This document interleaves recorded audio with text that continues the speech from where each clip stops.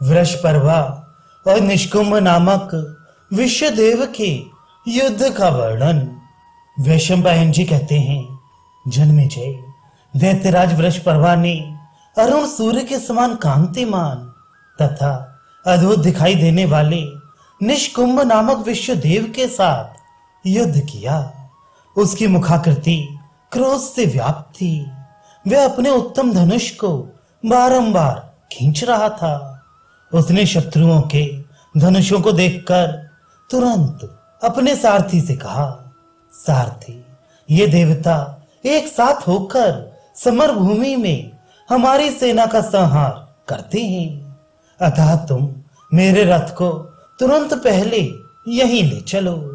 Summer भूमि में अपने बल पौरुष की प्रशंसा करने वाले इन देवताओं का मैं युद्ध में वध करना चाहता हूं, क्योंकि इन्होंने दानव सेना में यह विशाल छिद्र उत्पन्न कर दिया है।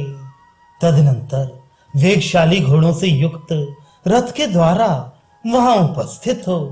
रथियों में श्रेष्ठ महान असुर वृषपर्वा ने क्रोध पूर्वक शत्रुओं पर बाण समूहों द्वारा प्रहार आरंभ किया। उस समय देवता उस युद्ध स्थल में खड़े भी ना रह सके। फिर युद्ध करने की तो बात ही क्या है। वृषपर्वा के बाणों से विदीर्ण होकर सबके सब वहां से भाग चले। वहां मृत्यु के वश में पड़कर यमराज के अधीन हुए अपने मारे गए भाई बंधुओं को देखकर महान असुर वृषपर्वा वहीं ठहर गया। निष्कुंभ नामक विश्वदेव को वहां उपस्थित देख वे सभी देव शिरोमणि एकत्र होकर एक साथ वहां आए और सबके सब तुरंत उन्हें घेर कर खड़े हो गए। देव श्रेष्ठ निष्कुंभ को वहां डटा हुआ देख उनके अस्त्र बल और तेज से सभी देवता सबल हो गए। पर्वताकार निष्कुंभ को सम्रांगण में खड़ा देख वृषपर्वा उनके ऊपर बाणों की वर्षा करने लगा। ठीक उसी तरह जैसे देवराज इंद्र जल की धाराओं से पर्वत को आच्छादित करते हैं, अपने शरीर पर पड़े हुए उन बहुसंख्यक बाणों की कोई परवाह ना करके महाबली श्रीमान निष्कुंभ युद्ध के मुहाने पर सेना सहित डटे रहे। उन महातेजस्वी विश्वदेव ने युद्ध क्षेत्र में हंसकर पृथ्वी को कंपित करते हुए से बड़े वेग से वृषपर्वा पर आक्रमण किया। धावा करते समय वे तेज से दीप्तिमान हो रहे थे।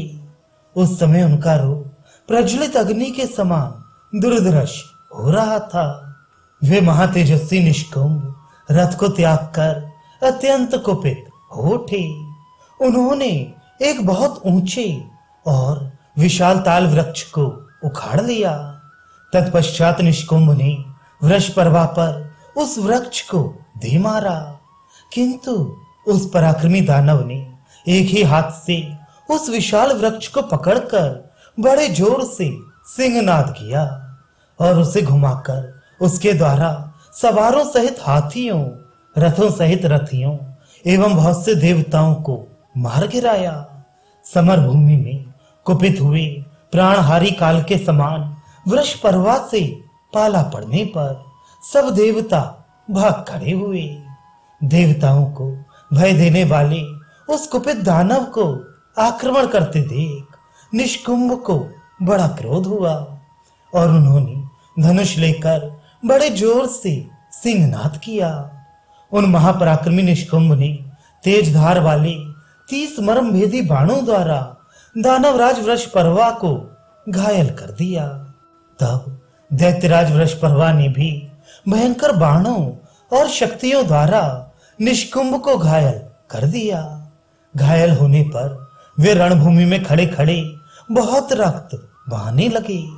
फिर तो वृषपर्वा के भय से उद्विग्न हो केश खोले दर्पहीन एवं पराजित हुए समस्त देवता लंबे सांस खींचते हुए वहां से भाग चले।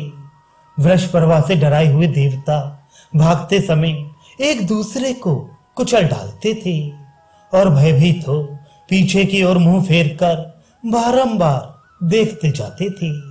युद्ध कुशल वृषपर्वा ने उस समय संग्राम में निष्कुंभ के उन सब सैनिकों को हथियार नीचे डालने के लिए विवश कर दिया था। उसी युद्ध में लाल नेत्र वाले हिरण्यकश्यप कुमार महापराक्रमी प्रहलाद काल के साथ युद्ध कर रहे थे। उन दानव वीर प्रहलाद के लिए युद्ध काल में विजय दिलाने वाली सारी क्रियाएं शुक्राचार्य ने बड़ी शीघ्रता के साथ संपन्न की थी। उन्होंने अग्नि को घी की आहुति से तृप्त किया और ब्राह्मणों को मस्तक झुकाया। उस समय उनके होमे हुए घृत की सुगंध लेकर मंद मंद सुगंधित वायु चल रही थी। साक्षात शुक्राचार्य ने प्रहलाद के सुंदर मस्तक पर विजय के लिए अभिमंत्रित किए हुए नाना प्रकार के विचित्र पुष्पहार बांधे थे। युद्ध परायण अतिशय पराक्रमी महात्मा प्रहलाद के काल के साथ होने वाले संग्राम में भृगुनंदन शुक्राचार्य ने शांति कर्म का संपादन किया था।